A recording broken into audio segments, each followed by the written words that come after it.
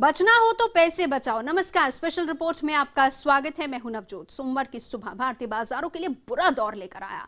यूरोपीय देश ग्रीस का आर्थिक संकट की वजह से भारी बिकवाली से बाजार में अफरा तफरी मच गई। हालांकि कारोबार खत्म होते होते बाजार मामूली गिरावट के साथ बंद हुए, लेकिन ये डर बेबुनियाद नहीं है कि दुनिया आर्थिक संकट की तरफ बढ़ रही है। इसी महीने वर्ल्ड बैंक ने भी दुनिया की विकास दर घटने का अनुमान जताया है। सबसे बड़ी चेतावनी reserve bank governor Raghuram Rajan ने दी, जब उन्होंने 1930 की महामंदी जैसे संकट से आगाह किया। यह आशंकाएं आम भारतीयों को भी खबरदार कर रही हैं कि भविष्य की किसी मंदी से बचना है तो अभी से पैसे बचाने शुरू कर दें। बैंक बंद, शेयर बाजार धड़ाम, नौकरी खत्म, पैसा खत्म, बाजार बंद, खरीदार गायब, हर ओर निराशा हताशा। बचना हो तो पैसा बचाओ। लेकिन तरक्की की पटरी पर तेजी से दौड़ रहे भारत में फिलहाल चमकते मॉल, सिनेमा हॉल, महंगी गाड़ियां, महंगी घड़ियां, महंगे फैशन का दौर है। कुल मिलाकर भारतीयों के पास खर्च करने के लिए पैसा है तो वो खर्च कर रहे हैं। बचत पर जोर कम हुआ है। भारतीयों को उम्मीद है कि मोदी सरकार के नेतृत्व में आर्थिक कायापलट ज्यादा दिन दूर नहीं। हालांकि तस्वीर का दूसरा पहलू भी है। भारत में भले ही आर्थिक संकट की कोई छाया नहीं है, लेकिन दुनिया 2008 की आर्थिक मंदी से अभी पूरी तरह उबरी भी नहीं है कि आर्थिक संकटों का सिलसिला शुरू होता दिखने लगा है। ताजा संकट ग्रीस के दिवालिया होने के खतरे से खड़ा हुआ है, जिसका असर भारतीय बाजारों पर भी पड़ा। सोमवार को बाजार खुलते ही सेंसेक्स करीब 500 अंक गिर गया, निफ्टी भी करीब 150 अंक गिर गया। काले सोमवार से अमेरिका का बाजार भी सहमा दिखा, चीन के बाजार भी गिर गए, हांगकांग का बाजार भी गिर गया। जापान का निक्केई भी 2% से ज्यादा नीचे आ गया। इस मारकाट की वजह है ग्रीस का वो संकट जो दुनिया भर में आर्थिक महामारी का चेन रिएक्शन शुरू कर सकता है। हमें लगता है कि फ्रेश इनफ्लोज का स्कोप और भी कम है, स्पेशली एसिड कन्वर्जन मोड में।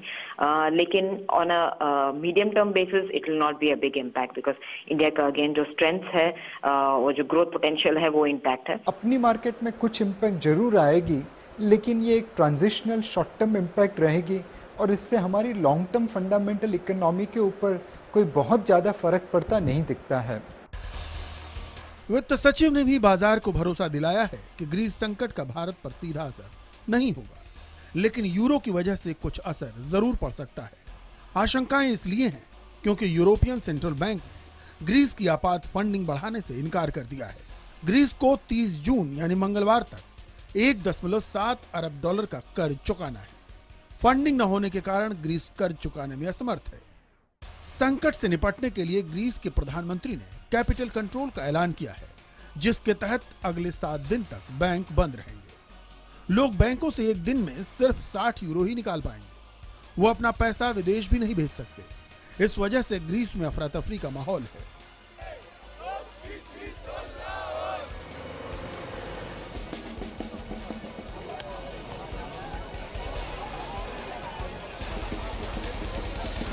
Εννοείται ότι ανησυχώ. Δεν είμαι ανέστητη να μην ανησυχώ, όλος ο κόσμος ανησυχεί. Αλλά όμως εγώ περιμένω ότι θα έρθουν και χειρότερες μέρες. Και μας κοροϊδεύουν και περιμένουμε εδώ σαν τους ζητιάνους να πάρουμε τα δικά μας λεφτά, τους δικούς μας κόπους. Αυτό περιμένουμε και μας κοροϊδεύουν, μας έχουν έξω, δεν βγαίνουν να μας ενημερώσει κανείς. ग्रीस का ये संकट 1999 में आए भयंकर भूकंप और 2004 के ग्रीस ओलंपिक की तैयारियों की वजह से शुरू हुआ, जब सरकार ने भारी कर्ज लेकर देश के पुनर्निर्माण पर अंधाधुंध पैसे खर्च किए। इसके बाद कर्ज चुकाने के लिए और कर्ज लिया गया और एक सिलसिला ही चल निकला जो अब बड़े संकट के रूप में सामने है। संकट इतना बड़ा है कि ग्रीस यूरोजोन से बाहर हो सकता है और एक देश दिवालिया भी हो सकता है। हालांकि ग्रीस के डिफॉल्ट का दिन 20 जुलाई होगा, जब दुनिया एक और काला सोमवार देख सकती है।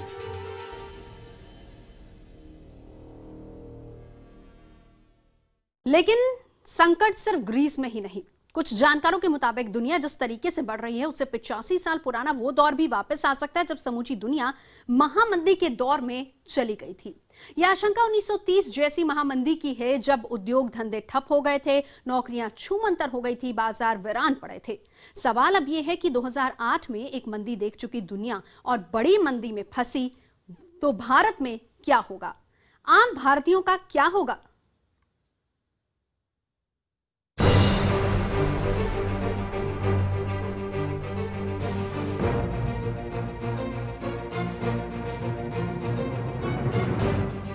बात ज्यादा पुरानी नहीं है। 7 साल पहले ही दुनिया ने साल 2008 में मंदी का बुरा दौर देखा है। अमेरिका में मॉर्गेज क्राइसिस की वजह से एक के बाद एक लेमन ब्रदर्स, गोल्डमैन सैक्स जैसी सैकड़ों साल पुरानी कंपनियां दिवालिया होने लगी। आर्थिक संकट का वो चेन रिएक्शन शुरू हुआ जिससे दुनिया भर में कंपनियां बंद होने लगी, बाजार धड़ाधड़ गिरने लगे, लोग बेरोजगार होने लगे, तमाम देशों को खर्चे में कटौती करनी पड़ी। 2008 के इस आर्थिक संकट की भारतीय रिजर्व बैंक के मौजूदा गवर्नर रघुराम राजन ने 2005 में ही सटीक भविष्यवाणी की थी। पिछले शुक्रवार को लंदन बिजनेस स्कूल में दिए एक भाषण में राजन ने चेताया है कि विश्व अर्थव्यवस्था एक बार फिर 1930 जैसी भीषण महामंदी में फंस सकती है। राजन ने कहा, ग्रोथ की रफ्तार बढ़ाने के चक्कर में हम 1930 के दशक जैसी समस्याओं में घिरते जा रहे हैं। मेरे विचार से समस्या सिर्फ औद्योगिक या उभरती अर्थव्यवस्थाओं की नहीं, बल्कि पूरे विश्व की है। 1930 की महामंदी का आगाज 19 अक्टूबर 1929 को शुरू हुआ था, जब अमेरिकी शेयर बाजार के गिरने के बाद दुनिया के तमाम बाजार धड़ाम से जा गिरे। मंगलवार का वो दिन आज भी काला मंगलवार के नाम से बदनाम है। महामंदी के उस दौर में शेयर बाजार गिर गए थे, नौकरियां छूट गई थी, न बाजार बचा न खरीदार, हर तरफ बर्बादी का आलम था। कहते हैं दूसरे विश्व युद्ध की भी एक बड़ी वजह 1929 में शुरू हुई वो महामंदी थी, जो युद्ध शुरू होने तक करीब 10 साल कायम रही। महामंदी का वो दौर आज भी दुनिया को डराता है, इसलिए वैसी ही मंदी लौटने के रघुराम राजन के बयान से भारत में भी अफरा तफरी मच गई। आनन फानन में भारत सरकार और रिजर्व बैंक दोनों को सफाई देनी पड़ी कि रघुराम राजन के बयान को गलत समझा गया। दरअसल रघुराम राजन 1930 जैसी आर्थिक नीतियों से बचने की सलाह दे रहे थे, जब दुनिया के देशों में सस्ता निर्यात बढ़ाने के लिए मुद्रा अवमूल्यन की होड़ शुरू हो गई थी। आज भी कुछ यही स्थिति है, लेकिन जानकारों का यह भी मानना है कि भारतीय अर्थव्यवस्था भीतर से इतनी मजबूत है कि ग्रीस जैसे संकट उसे हिला तो सकते हैं, उखाड़ नहीं सकते। Greece is going to impact a genuine value investor in India unless he has lent money to the Greece or have bank deposits in Greece. A lot of domestic investors are still shying away from the market. बेशक भारत की अर्थव्यवस्था मजबूत है। 2008 की मंदी का भी उस पर बाकी देशों की तरह असर नहीं पड़ा था, लेकिन यह भी सच है कि 8 जनवरी 2008 को जो सेंसेक्स 20,873 अंक की ऊंचाई पर था, 20 नवंबर 2008 को वो 8,541 अंक तक गिर गया। 2007-2008 में 9% की दर से आगे बढ़ रही भारत की जीडीपी 2 साल में 6.1% तक आ गई। विकास की चक्की धीमी हो जाने से भारत में भी हजारों नौकरियां चली गईं, लेकिन अपनी बचत की आदत और अंदरूनी ताकत की वजह से भारत पर असर उतना नहीं हुआ जितना बाकी दुनिया में हुआ। एक हिस्सा है छोटा सा, और ऐसे और अन्य देश हैं जहां पे दिखते हैं, लेकिन जहां तक भारतीय बाजारों का सवाल है, हम एसेंशियली ग्रीस के अंदर जो डेवलपमेंट होगा उससे हमारे बाजारों पे नेगेटिव असर नहीं होगा, लास्टिंग नेगेटिव असर नहीं होगा। जो अगर कुछ असर होगा नेगेटिव तो इस बात के लिए होगा कि ग्रीस के अलग हो जाने के चिंता से या कोई दूसरा अन्य कारण से जो एक मॉनेटरी जो मार्केट्स हैं उनके अंदर अगर डेरिवेटिव्स किसी तरह से अनरेवल होते हैं तो उसका जो जिस तेजी से वो अनरेवलिंग होगी उसका इम्पैक्ट पहले भी पड़ा था 2008 में और अब भी पड़ेगा। लेकिन 7 साल में हालात काफी बदल चुके हैं। बेशक भारत परंपरागत रूप से बचत करने वाला देश है, लेकिन हाल के दिनों में दूसरे संकेत मिले हैं। अब भारतीय भी दिल खोल कर खर्च करते हैं। हाल ये है कि सैमसंग, एप्पल, सोनी जैसी कंपनियों के लिए सबसे बड़ा बाजार बन चुका है भारत। विदेशी निवेश पर भारत की निर्भरता बढ़ती जा रही है, जो संकट के वक्त पैसे निकाल सकते हैं। ऐसे में ग्रीस का संकट बढ़ा या कोई नया आर्थिक संकट खड़ा हुआ तो 2008 की मारकाट से जो भारत बच गया था उसका बचना आसान नहीं होगा। लिहाजा महामंदी आई तो आपका पैसा महफूज रहे, आपकी नौकरी सलामत रहे, इसलिए बचत जरूरी है। लेकिन पैसे को घर में रखकर बचत नहीं हो सकती, क्योंकि संकट के दौर में रुपया कमजोर हुआ तो घर में रखे पैसे की कीमत घट जाएगी। ऐसे में ये जानना भी जरूरी है कि बचत कैसे की जाए।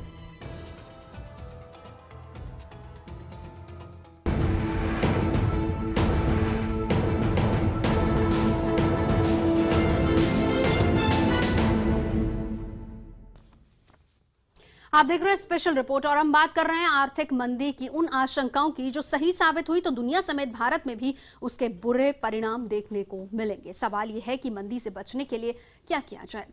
क्या इससे बचने के लिए अभी से कटौती शुरू कर देना समझदारी होगी? शायद कोई भी समझदार शख्स आपको ये सलाह नहीं देगा, लेकिन इसमें दो राय नहीं है कि हमें बचत का पुराना अंदाज बदलना होगा। ऐसे तरीके अपनाने होंगे जिससे बचत भी हो और संकट से लड़ने के लिए देश की अर्थव्यवस्था भी मजबूत हो। ग्रीस सबसे बड़े आर्थिक संकट से गुजर रहा है। पुर्तगाल में भी ग्रीस जैसा संकट करवट ले रहा है। दुनिया की फैक्ट्री कहे जाने वाले चीन की रफ्तार भी धीमी पड़ रही है। अनुमान है कि अमेरिका और यूरोप भी इस साल 4.4 की विकास दर से ही आगे बढ़ पाएंगे। इन हालात के मद्देनजर हाल ही में वर्ल्ड बैंक ने कहा है कि इस साल ग्लोबल ग्रोथ रेट कम रहेगी, जिससे आर्थिक मंदी पूरी दुनिया में छा सकती है। हालांकि सिर्फ भारत को लेकर वर्ल्ड बैंक ने उम्मीद जताने वाली भविष्यवाणी की, जिसमें कहा गया है कि इस साल 7.5% की अनुमानित वृद्धि के साथ भारत पहली बार विश्व की प्रमुख अर्थव्यवस्थाओं की वृद्धि की संभावना के लिहाज से सबसे आगे है। दरअसल आर्थिक मंदी की तरफ बढ़ते हालात में भारत इसलिए दुनिया की उम्मीद बन गया है क्योंकि दुनिया के दूसरे बाजारों के मुकाबले भारत के बाजार में मांग कम नहीं हुई। 30 साल बाद देश में पहली बार पूर्ण बहुमत वाली सरकार आई है, यानी पहले की मिलीजुली सरकारों के मुकाबले मौजूदा सरकार ज्यादा मजबूती से जोखिम वाले आर्थिक फैसले कर सकती है। मोदी सरकार ने बड़े फैसले किए भी हैं, मसलन कोयला भंडार, टेलीकॉम स्पेक्ट्रम की नीलामी, इंश्योरेंस बिल पास होने से उम्मीद है कि बाजार में ज्यादा पैसा आएगा। ज्यादा पैसे के मतलब है ज्यादा विकास है।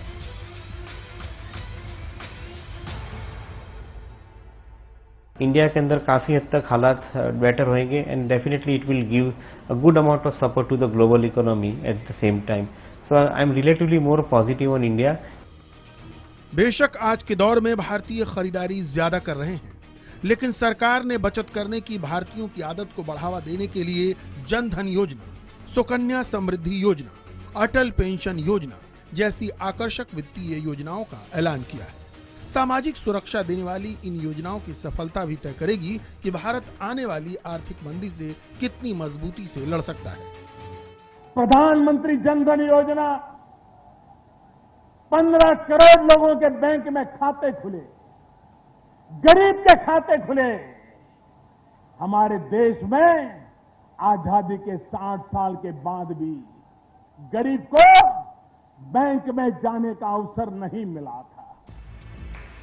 जाहिर है सरकार चाहती है कि लोग पैसे घर में न रखें बल्कि बैंकों में रखें। घरों में रखे पैसे न देश के काम आते हैं न बचत करने वालों के, क्योंकि आर्थिक मंदी में रुपए की कीमत घटी तो घर में रखे पैसे की कीमत भी घट जाएगी, जबकि यही पैसा बैंकों के पास होगा तो वो बाजार को ज्यादा कर्ज दे सकेंगे। यानी जरूरत ऐसी बचत की है जो विकास लेकर आए। अगर आम लोगों की बचत से विकास बढ़ेगा तो जाहिर है कि आर्थिक मंदी के दौर में भी न नौकरियां जाएंगी, न खरीदार कम होंगे और न बाजार बंद होंगे। जानकार ये भी मानते हैं कि भारत बड़े निर्यातक देशों में नहीं है, इसलिए दुनिया की आर्थिक मंदी का विकराल असर भारत पर नहीं पड़ेगा। लेकिन भारत को मंदी के बुरे असर से बचना है तो अपने निर्यात बढ़ाने पड़ेंगे। संकट आते ही भाग जाने वाले विदेशी निवेशकों पर भी निर्भरता कम करनी होगी। This kind of events will help them also to come to the market with attractive valuations in the market. I think we are definitely in a secular uptrend in the stock market. I am very bullish on the markets. जाहिर है बदलते वक्त के साथ बचत की पुरानी सोच बदल चुकी है। आज बचत वो कही जाती है जो पैसे से पैसा बढ़ाए। ऐसा तभी हो सकता है जब पैसा बाजार में लगता रहे, लेकिन इसके लिए जरूरी है कि आप ये पहचानना सीख जाएं कौन से बचत जोखिम भरे हैं और कौन से सुरक्षित हैं। आमतौर पर सरकारी योजनाएं सुरक्षित निवेश मानी जाती हैं, लेकिन अब शेयर बाजार और निजी कंपनियों की वित्तीय और बीमा योजनाएं भी सुरक्षित बचत का विकल्प बनकर तेजी से उभर रही हैं।